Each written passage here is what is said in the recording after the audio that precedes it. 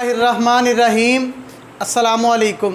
सबसे पहले दरूद पाक, अल्लाहुम्मा सल्ली अला मुहम्मद व अला आलि मुहम्मद व बारिक वसल्लिम।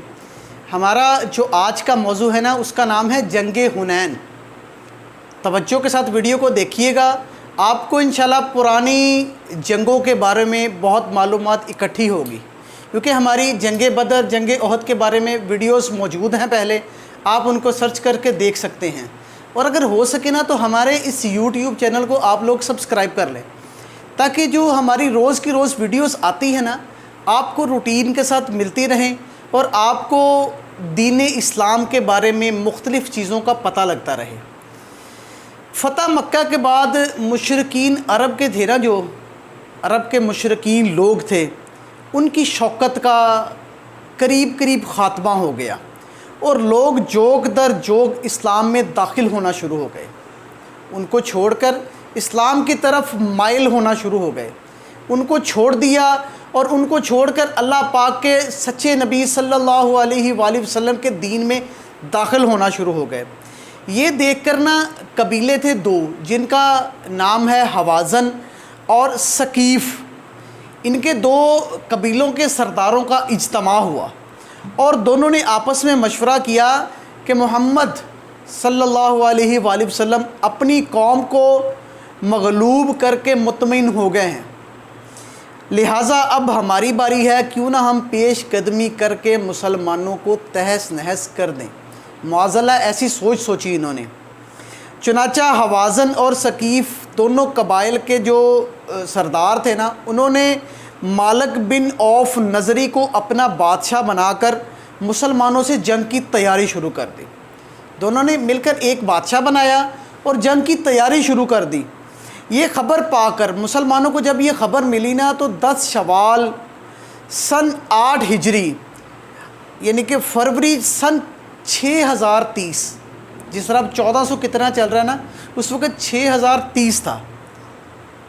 तो 10,000 मुहाजिरीन अंसार और 2,000 मक्का के 9 मुस्लिम और 80 वो लोग जो इस्लाम ना कबूल करने के बावजूद ख्वाहिश रखते थे कि मुसलमानों के साथ जाकर काफरों से जंग करें।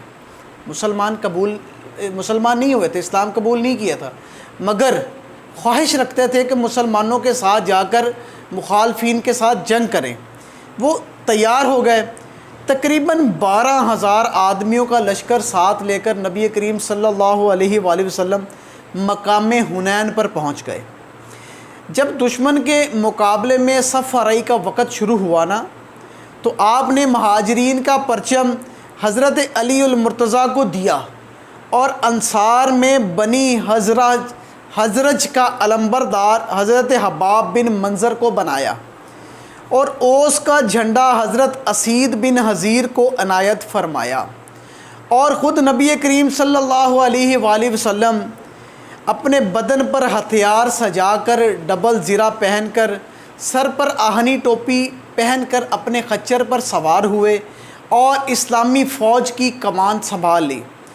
मुसलमानों के दिलों में अपने लश्कर की अक्सरियत देखकर, यानी कि उस वक़्त मुसलमानों का लश्कर कुछ ज़्यादा था, अक्सरियत देखकर कुछ घुमंड पैदा हुआ।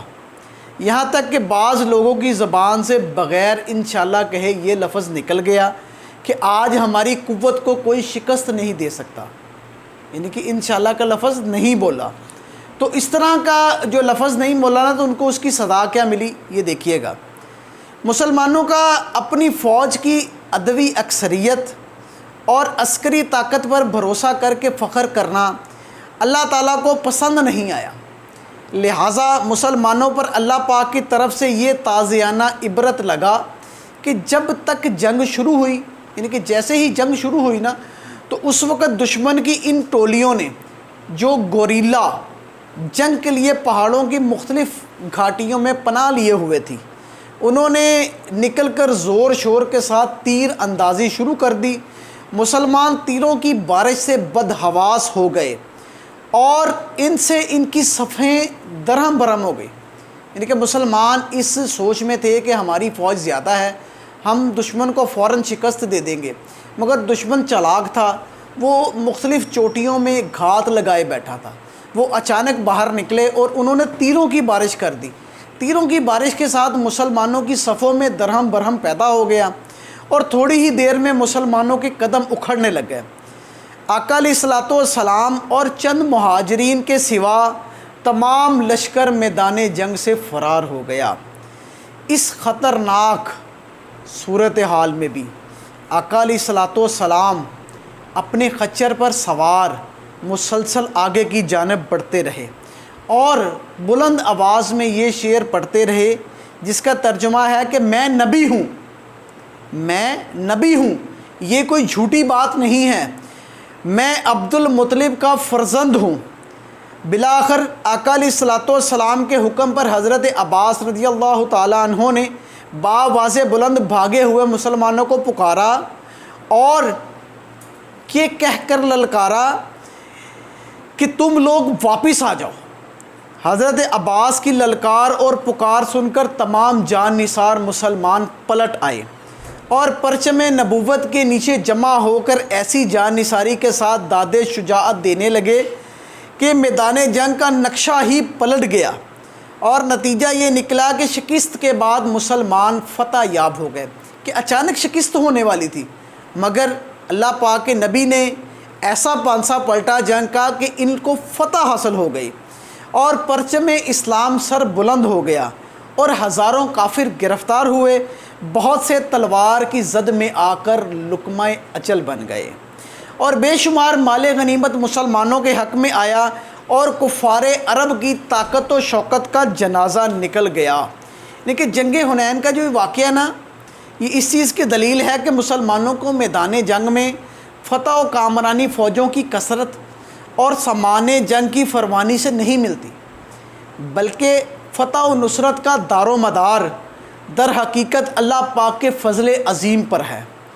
اگر وہ رب کریم اپنا فضل عظیم فرما دے تو چھوٹے سے چھوٹا لشکر بڑی سے بڑی فوج پر غالب آ سکتا ہے، اور اگر اس کا فضل و کرم شامل نہ ہو تو بڑے سے بڑا لشکر چھوٹی سے چھوٹی فوج سے مغلوب ہو کر شکست کھا جاتا ہے۔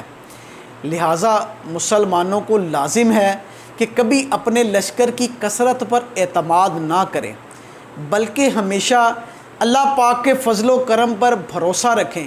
انشاءاللہ اللہ پاک مدد فرمانے والا ہے۔ آمین، جزاک اللہ۔